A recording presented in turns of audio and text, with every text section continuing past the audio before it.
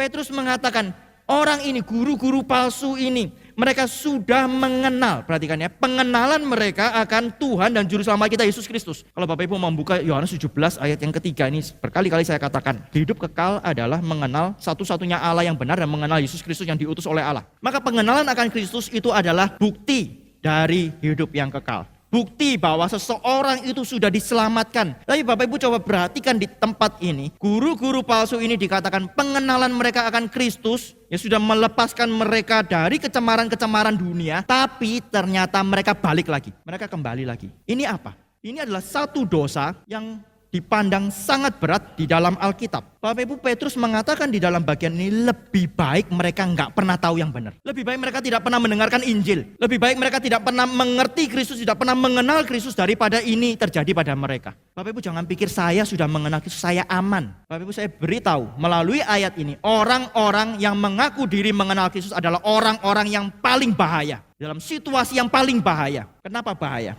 Karena kalau sampai ini terjadi pada kita, maka tidak ada jalan untuk kembali kepada Kristus. Kita sudah mengenal Kristus, tapi kita berbalik.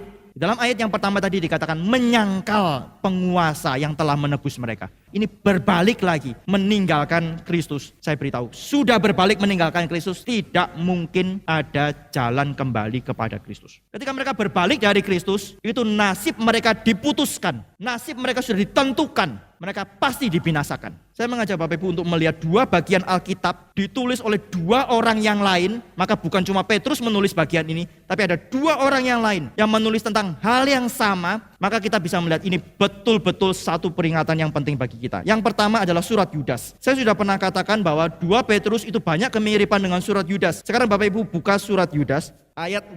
Sebab ternyata ada orang tertentu yang telah masuk menyelusup di tengah-tengah kamu, yaitu orang-orang yang telah lama ditentukan untuk dihukum. Mereka adalah orang-orang yang fasik, yang menyalahgunakan kasih karunia Allah kita untuk melampiaskan hawa nafsu mereka. Dan yang menyangkal satu-satunya penguasa dan Tuhan kita Yesus Kristus. Mirip kan ya? Sangat mirip. Bapak Ibu nanti teruskan membaca, Yudas membahas hal-hal yang sama seperti yang tadi kita baca. Tentang Sodom dan Gomora lagi dan seterusnya. Bapak Ibu bisa melihat. Tapi dalam ayat yang keempat ini dikatakan, ada orang-orang, ya, yaitu orang-orang fasik, yang sudah lama ditentukan untuk dihukum. Siapa mereka? Yang menyalahgunakan anugerah Allah, menyalahgunakan kasih karunia Allah. Bagaimana caranya? Itu tadi ya, Tuhan sudah menyelamatkan saya, Tuhan sudah ampuni dosa saya, maka saya boleh hidup semau-mau saya, karena Tuhan itu kasih. Allah itu maha kasih, bukan? Saya tinggal datang kepada Dia, berdoa minta ampun, maka Tuhan akan mengampuni dosa saya. Saya bersih lagi, nanti saya berdosa lagi, saya tinggal datang kepada Tuhan, minta ampun lagi, dan Tuhan yang penuh kasih itu akan mengampuni saya lagi. Itu yang disebutkan di sini, menyalahgunakan kasih karunia Allah untuk melampiaskan hawa nafsu dan menyangkal satu-satunya penguasa dan Tuhan kita Yesus Kristus. Yudas mengatakan yang sama. Satu lagi, surat Ibrani. Ibrani 6, mulai ayat yang keempat sampai 6. Sebab mereka yang pernah diterangi hatinya, yang pernah mengecap karunia surgawi, dan yang pernah mendapat bagian dalam Roh Kudus, dan yang mengecap firman yang baik dari Allah, dan karunia-karunia dunia yang akan datang, namun yang murtad lagi, tidak mungkin dibaharui sekali lagi sedemikian hingga mereka bertobat. Sebab mereka menyalibkan lagi anak Allah bagi mereka dan menghinanya di muka umum. Sama.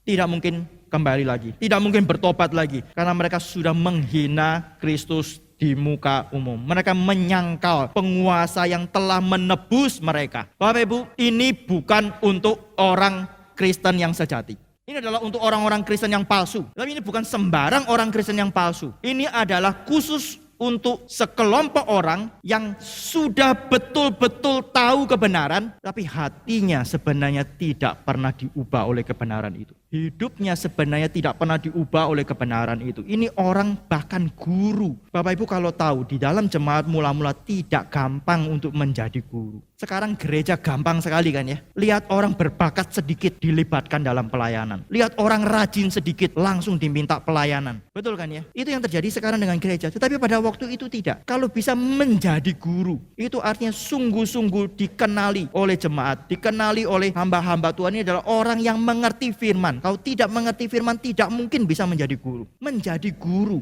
itu artinya apa? Orang yang sudah tahu kebenaran tetapi tetap hidup di dalam dosa. Itu artinya orang itu menghina kebenaran.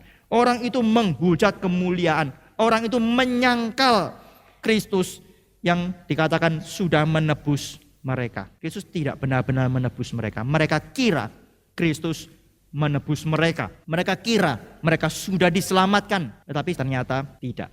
Maka Bapak Ibu perhatikan, ini adalah bagi orang-orang yang sudah ditentukan untuk binasa. Bapak Ibu jangan pikir orang yang binasa itu orang yang melawan Kristus secara terang-terangan. Atau orang yang tidak mau percaya kepada Kristus saja. Tapi Bapak Ibu bisa temukan, guru-guru palsu itu kira-kira ada di mana? Di dalam gereja atau di luar gereja? Di dalam gereja, bukan di dalam gereja saja. Guru-guru palsu itu mungkin yang berdiri di mimbar. Dan mereka adalah orang-orang yang ditentukan untuk binasa. Ini gereja. Bapak Ibu tahu bahayanya gereja adalah seperti ini. Kalau gereja tidak sungguh-sungguh takut kepada Tuhan, jemaat tidak sungguh-sungguh mengenal firman Tuhan, saya harap tidak terjadi, ya, khususnya pada gereja ini. Saya harap tidak terjadi. Bapak Ibu mungkin nanti harus pindah kota ke tempat yang lain dan kemudian pergi ke gereja yang lain. Harap Bapak Ibu tidak menemukan gereja yang isinya adalah guru-guru palsu, yang tidak memberitakan firman Tuhan yang sungguh yang sejati. Kalau Bapak Ibu mengenal firman, Bapak Ibu akan diberikan kepekaan oleh Tuhan untuk membedakan mana dari Tuhan, mana bukan. Mana yang benar, mana yang sesat, mana yang salah. Orang yang sudah tahu kebenaran, tidak mau bertobat, tidak ada jalan kembali. Terus kemudian Bapak Ibu bilang, oh kalau begitu mending saya nggak tahu ya. Kalau saya nggak tahu, saya nggak bisa masuk kategori ini kan ya. Betul kan ya? Jadi jangan belajar banyak-banyak ya. Kalau Bapak Ibu tidak belajar, sekali lagi, Bapak Ibu mungkin akan disesatkan oleh orang ini. Bapak Ibu tidak termasuk guru palsu, tapi termasuk pengikutnya. Pilih mana? Sama aja kan ya. Entah jadi guru palsu atau jadi pengikutnya, sama aja. Sama-sama dibinasakan. Satu-satunya cara, satu-satunya solusi adalah Bapak Ibu harus kenal firman, harus kenal kebenaran. Bapak Ibu bisa membedakan mana guru asli, mana guru palsu. Mana hamba Tuhan sejati, mana hamba Tuhan yang palsu. Mana ajaran yang benar, mana ajaran yang palsu. Bapak Ibu harus tahu firman, harus tahu kebenaran. Tidak ada jalan lain. Kalau tidak, entah kitanya jadi guru palsu atau kita akan mengikuti guru palsu. Saya berharap kita semua boleh dipelihara oleh Tuhan. Teruslah belajar mengenal firman. Teruslah minta kepada Tuhan untuk memelihara hati kita, memelihara kemurnian yang Tuhan sudah berikan kepada kita ketika kita lahir baru. Minta Tuhan boleh terus menjaga hidup kita.